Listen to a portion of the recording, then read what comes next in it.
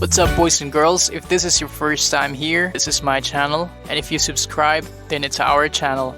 Here on this channel, I talk about English. I share my experiences in my learning journey, do's and don'ts, tips and techniques. I'm pretty confident with my English, but I still have a lot to learn. I'm fine, thank you. Pretty sure you've heard this a lot. It is a very common, if not the most common thing to say when asked, how are you? You've used this many times yourself. This is a textbook English, and I don't mean that as a bad thing. I mean that as like basic English. In fact, we became master at using it when we were just first graders or grade 1s. And because it has become so common, when you search on YouTube like, learn English, I'm fine thank you, this is what you get.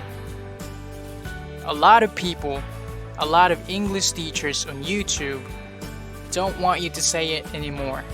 It's like, get rid of it. This one. See? A lot of them.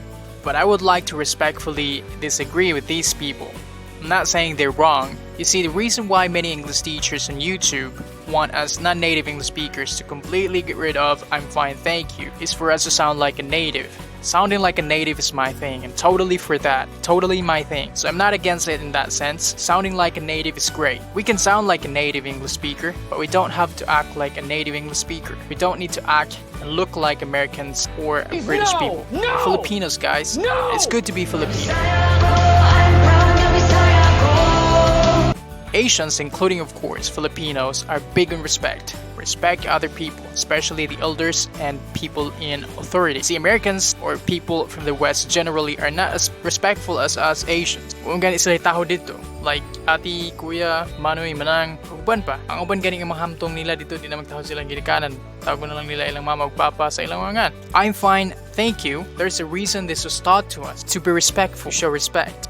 I gotta admit, I don't use this that much either, but I use this when I have to. When I use it, I usually tweak it a little bit. There are times when I say, I'm fine, thanks, or I'm good, thank you.